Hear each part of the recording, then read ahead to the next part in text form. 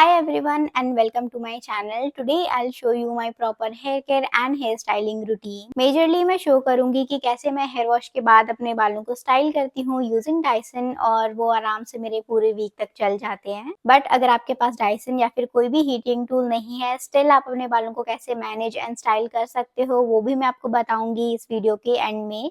So let's just start the video. अभी मैंने अपनी स्कैल्प पे अप्लाई किया है ये ऑर्डिनरी का ग्लाइकोलिक एसिड टोनर। अभी मैं ऑयलिंग अवॉइड कर रही हूँ बिकॉज मुझे अभी डैंड्रफ का इशू है। ऑयलिंग सिर्फ मैंने अपने हेयर लेंथ पे की है तो उसके लिए मैंने यूज किया है ये इंडिवाइल का चंपी हेयर ऑयल सो दैट मेरे बाल अच्छे से नरिश्ड रहें। 1 घंटे के बाद मैं अपना हेयर वॉश कर लूंगी और उसके लिए मैं यूज करूंगी ओलाप्लेक्स का नंबर 4 बॉन्ड मेंटेनेंस शैम्पू। मैं इसी शैम्पू को अभी करेंटली यूज कर रही हूँ। अगर आपको ये शैम्पू यूज नहीं करना है तो आप यूज कर सकते हो ये अर्थ रिदम का शैम्पू बार। ये काफी अच्छा है for dry and flaky scalp. मैं जब भी डबल क्लेंजिंग करती हूँ तो हमेशा मैं इसको यूज करती हूँ और उसके बाद में शैम्पू करती हूँ। शैम्पू से अच्छे से क्लेंजिंग करने के बाद to again retain the moisture मैं यूज करूंगी ये रेडकेन का extreme strength builder plus hair mask followed by Anomaly shine conditioner. So I have washed my hair. अभी मैं सबसे पहले यूज करूंगी विश केयर का हेयर ग्रोथ स्कैल्प सीरम। अगर आपके पास ये नहीं है तो आप DIY रोजमेरी वाटर भी यूज कर सकते हो। आपको ऑनलाइन रोजमेरी ड्राई लीव्स मिल जाएगी, उसको आपको बस पानी में बॉईल करना है और साथ में कुछ इंग्रेडिएंट्स ऐड करने हैं जो कि मैं डिस्क्रिप्शन में ऐड कर दूंगी। इससे हेयर ग्रोथ और डेंसिटी इंक्रीज होने के साथ साथ हेयर फॉल भी रिड्यूस होगा, मान लो ना के बराबर ही होगा। ग्रे या फिर व्हाइट हेयर का आपको प्रॉब्लम है तो वो भी सॉल्व हो जाएगा एंड द बेस्ट पार्ट इसको भी यूज करने के बाद हेयर वॉश की नीड नहीं है। स्टिल अगर आपको रोजमेरी का स्मेल नहीं पसंद तो आप हेयर वॉश करने से पहले इसको यूज कर सकते हो एंड देन आप हेयर वॉश कर लेना।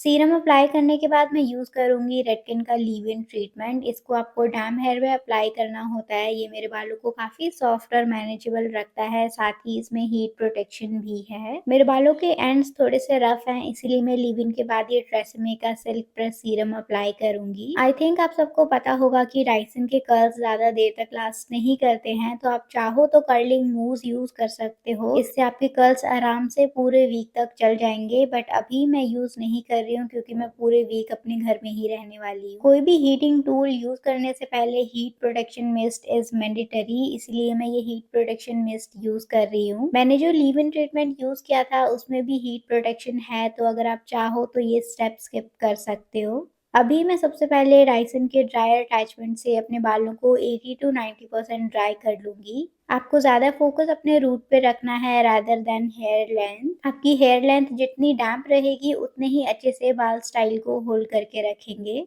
बालों को ड्राई करने के बाद फॉर सम एक्स्ट्रा फिनिशिंग मैं ये स्मूदनिंग ब्रश यूज करूंगी। इससे बाल थोड़े स्ट्रेट भी हो जाते हैं और इंस्टेंटली बाल सॉफ्ट स्मूथ एंड मैनेजेबल हो जाएंगे। लास्टली मैं अपने बालों को कर्ल करूंगी using this 40 mm long barrel. बालों को मैं 3 पार्ट्स में डिवाइड करके कुछ सेक्शन को मैं इनवर्ड्स एंड आउटवर्ड्स दोनों तरफ कर्ल करती हूँ। इससे हमारे बालों में काफी वॉल्यूम आ जाता है। सबसे पहले मैं लोअर सेक्शन को कर्ल करती हूँ और इसको मैं इनवर्ड्स कर्ल करूंगी। अगर आप पूरे बालों को सिर्फ एक ही डायरेक्शन में कर्ल करोगे तो आपको इतना ज्यादा वॉल्यूम नहीं मिलेगा और कुछ देर बाद आपके बाल बहुत ही फ्लैट लगने लगेंगे। लोअर सेक्शन के बाद मैं मिडिल सेक्शन को आउटवर्ड कर्ल करूंगी। कर्ल्स को लॉन्ग लास्टिंग रखने के लिए फर्स्ट 10 सेकेंड्स में हाई हीट पर रख के देन 5 सेकेंड्स कोल्ड शॉट देती हूँ, जिससे कर्ल्स लॉक हो जाते हैं। लास्टली मैं फ्रंट सेक्शन को अलग अलग सेक्शन में डिवाइड करके देन कर्ल्स करूंगी। मैंने रिसेंटली न्यू हेयर कट करवाया था जिसमें मैंने लॉन्ग फेस फ्रेमिंग रखी है, तो आप फ्रंट सेक्शन जितने ज्यादा सेक्शन में कर्ल करोगे उतना ही आपको अच्छे रिजल्ट्स मिलेंगे। ये प्रोसेस थोड़ा सा टाइम कंज्यूमिंग है बट रिजल्ट्स काफी अच्छे हैं। पूरे वीक आपको हेयर स्टाइलिंग की टेंशन नहीं रहती है और सबसे बड़ी बात आपके बाल डैमेज नहीं होते हैं compare to other heating tools. So this is my final look and trust me, मैं जितनी बार स्टाइलिंग करती हूँ मेरे बाल मुझे उतने ही ज्यादा अच्छे लगने लगते हैं। अगर आपको कोई भी डाउट हो तो आप कमेंट कर देना, मैं आपको श्योरली रिप्लाई करूंगी। तो अब मैं आपको बताती हूँ कैसे आप बिना हीट स्टाइलिंग के अपने बालों को कर्ल कर सकते हो। सबसे पहले आपको अपने बालों को आप चाहो तो थोड़ा सा डैम्प कर लेना। उसके बाद आपको चाहिए एक रबर बैंड और एक स्टाइलिंग रॉड जो आपको आराम से Amazon पर मिल जाएगी। नेक्स्ट आपको एक हाई पोनीटेल बनानी है और बालों को इस कर्लिंग रॉड में रैप कर लेना है। इसे आपको मिनिमम 3 to 4 आवर्स तक रखना है या फिर आप ओवरनाइट रख सकते हो। जिस टेक्निक से मैंने बालों को इस रॉड में रैप किया है इस तरह आप आराम से सो सकते हो, आपको कोई भी डिस्कम्फर्ट नहीं होगा। अगर आपको ये वीडियो हेल्पफुल लगा हो then do like, share, subscribe and I will see you in my next video.